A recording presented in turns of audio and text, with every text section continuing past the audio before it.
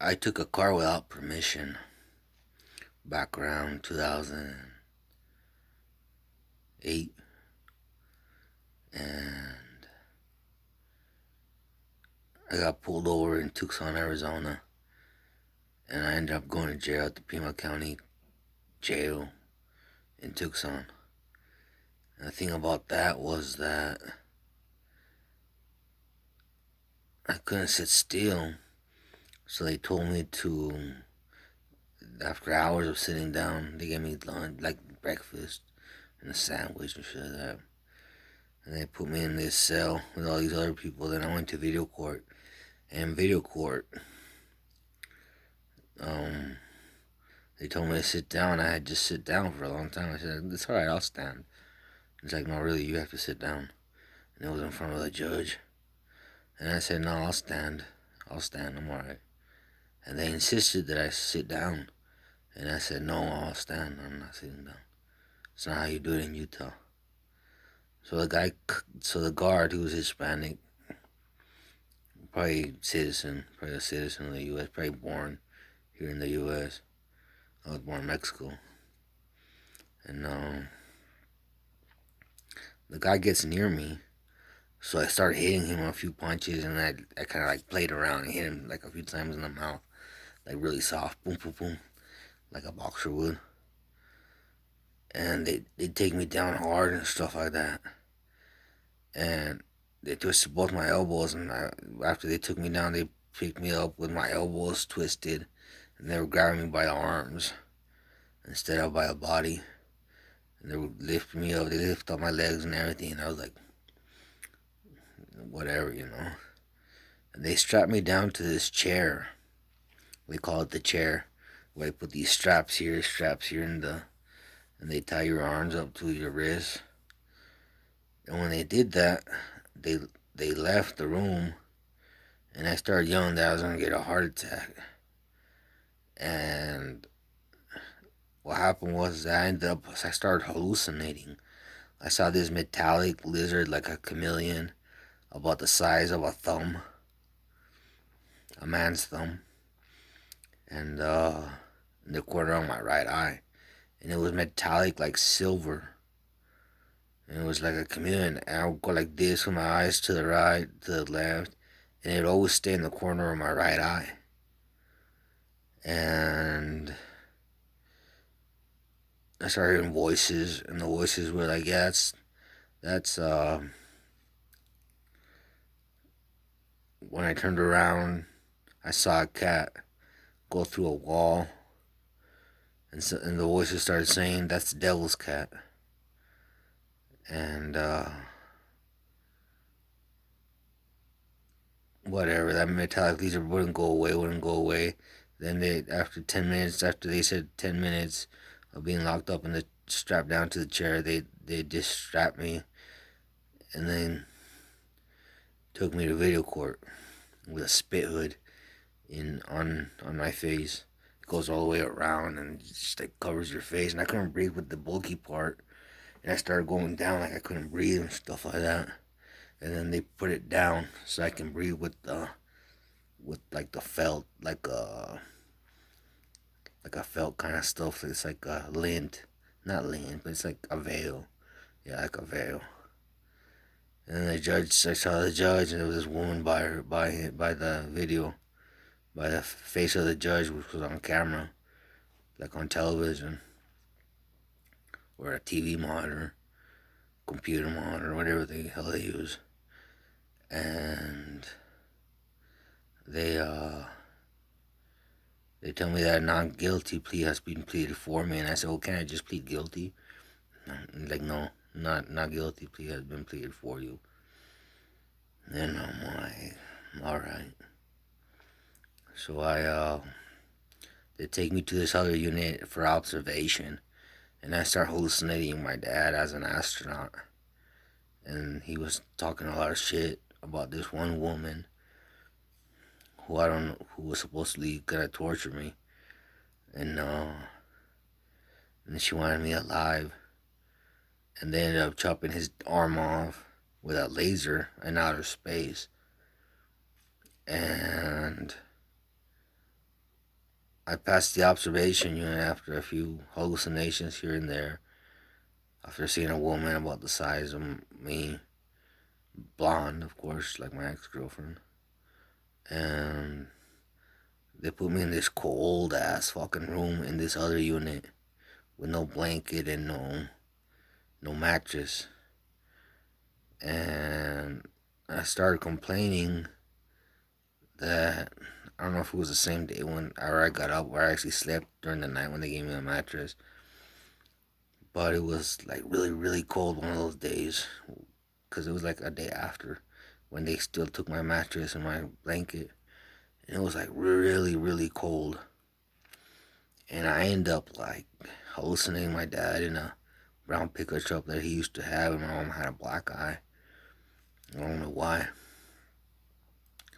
It was like a hallucination. And out of nowhere, this dude with red eyes, like burning red eyes, having like a warrior's attire, like knight, Knight, yeah, knight, and that guy looked like he was really hot, and I was like really fucking cold, and I'm like, damn, dude, I could almost see that dude. It's almost like we're almost in the same building, like in the same space, except I was behind bars and he was in another room by a table. And he had like a helmet on and everything. You couldn't see his face or nothing. And the thing about that gets me kind of was that, boom, just like that, it was all over. I felt like asleep. I didn't fall asleep. That's the thing. I didn't even remember what the hell happened. It was like I fainted or something because I can't remember. All I know is that I woke up in the floor. And before I woke up, I had this dream of this transformer. So my brother was driving this pickup truck, and it was black, and it was a Ford F-150 short cab, and it turns into some sort of like farming equipment to pick up hay. It just runs me over. And then there's like this helicopter, and I'm in Utah out of nowhere. I'm in Utah by the Utah Valley Medical Regional Center where the helicopter is. And I'm hurting and I'm hurting and I'm hurting, and I felt a lot of pain. Then I woke up and I was on the ground and I wasn't cold anymore. And if I was, I don't remember. And the thing about that story is that it goes with my bones and mis huesos, my bones, and mis huesos in Spanish, where they say that they ended up having like I ended up being like in the future on sci-fi movies, and if you were to see the sci-fi movie about me, you would probably vomit because I have synthetic parts, which is really weird because I see words like if I start saying the word words, it's almost like I have no control, like there's no uh free will, like something controls everybody, and I don't believe in free will. And like all I know is that they're claiming that I died in Tucson and I got buried in Tucson, and it was a trick where me and my brain escaped, that my brain did something and they're trying to catch me in my brain, and mostly my brain because my brain's a cannibal, which is really fucking weird because I dreamt cannibals in Tucson, that people were like eating each other and shit, that they were trying to fight people who were in buses to like eat them, and they were not zombies. There was like normal fucking Mexicans in Tucson trying to get people off cars and buses and shit like that to like cannibalize their asses. This was like cannibals of Tucson bullshit. And that was later on I had that dream. And the thing about that is that like I was hearing voices today and they kept reminding me how my brain rebels against religion and shit, that tries to rationalize things and says religion is not true. That like everything is water, everything is to eat. That's all the religion you really need. Which is, but I was saying something, but I forgot what I was gonna say. I forgot what I was gonna say. All I know is that they're claiming that I revived in the same place in jail, except it's not the same place, and it's all like really weird the way they duplicate everything. And basically, they say that everybody thought I was dead and I got betrayed in the future for other technology or stuff like that. And that the thing about that is that I've lived to tell a story that happened like 2,000 years ago. Like 2,000 years ago. That's what they're saying. Like about 2,000 years ago. That's what they're saying. And the thing about that is, are they copying the Bible just because they say it happened like 2,000 years ago that Jesus resurrected? Well, they're saying that basically it's the year 4,000 and shit like that, dude. And like the year 4,000.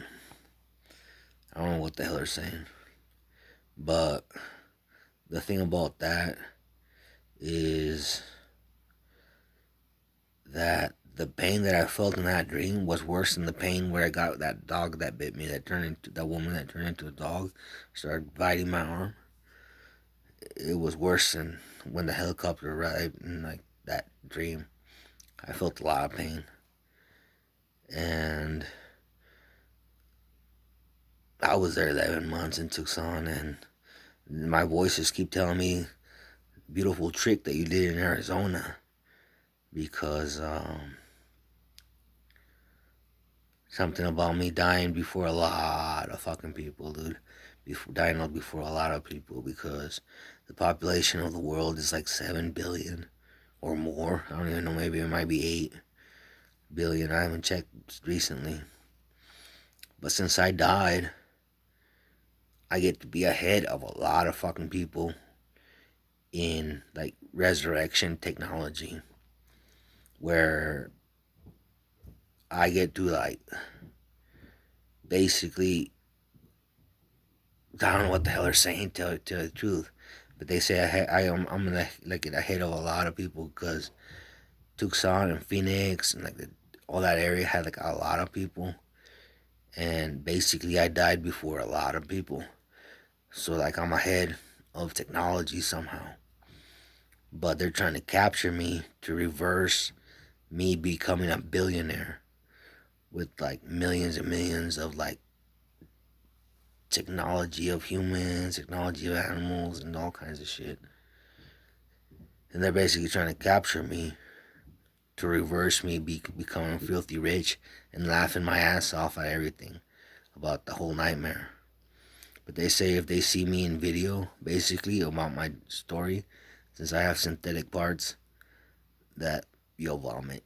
That's what they say. And they put me like in sci-fi features with like aliens that make movies and shit like that to like try to hunt me down.